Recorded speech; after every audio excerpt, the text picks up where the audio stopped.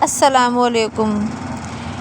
ایک حدیثی بیان، جو اللہ پر یقین رکھتے ہیں وہ یہ بیان ضرور سنیں۔ نے غصے میں آ کر اپنی بیوی کو تھپڑ مار دیا۔ لمحہ بھر کے لیے فضا ساکت ہو گئی۔ اس کی بیوی کی آنکھوں میں آنسو بھر آئے اور وہ دکھ سے بولی، میں تمہاری شکایت کروں گی۔ شوہر نے طنزیہ انداز میں جواب دیا، کس سے شکایت کرو گی؟ میں تمہیں باہر جانے ہی نہیں دوں گا۔ وہ نہایت سکون سے بولی، تم سمجھتے ہو دروازے بند کر کے مجھے روک لو گے؟ وہ حیران ہوا اور بولا، تو پھر کیا کرو گی؟ اس نے کہا، میں رابطہ کروں گی۔ شوہر ہنسا اور بولا، تمہارے سارے فون میرے پاس ہیں، جو کرنا ہے کر لو۔ وہ خاموشی سے اٹھی اور غسل خانے کی طرف چلی گئی۔ شوہر کو لگا شاید وہ کوئی راستہ تلاش کر رہی ہے، اس لیے وہ دروازے کے قریب کھڑا ہو گیا۔ کچھ دیر بعد جب وہ باہر آئی تو اس کے چہرے پر وضو کا نور تھا، آنکھوں میں سکون اور لبوں پر ہلکی سی مسکراہٹ۔ اس نے مضبوط لہجے میں کہا، میں اپنی شکایت اس سے کروں گی جس تک پہنچنے سے کوئی نہیں روک سکتا، اللہ سے۔ یہ کہہ کر وہ جائے نماز پر کھڑی ہو گئی۔ اس نے نماز ادا کی، پھر سجدے میں دیر تک رکی رہی، جیسے دل کا سارا بوجھ اللہ کے سامنے رکھ رہی ہو۔ اس کے بعد اس نے ہاتھ اٹھائے اور آہستہ آہستہ دعا کرنے لگی۔ شوہر قریب آیا،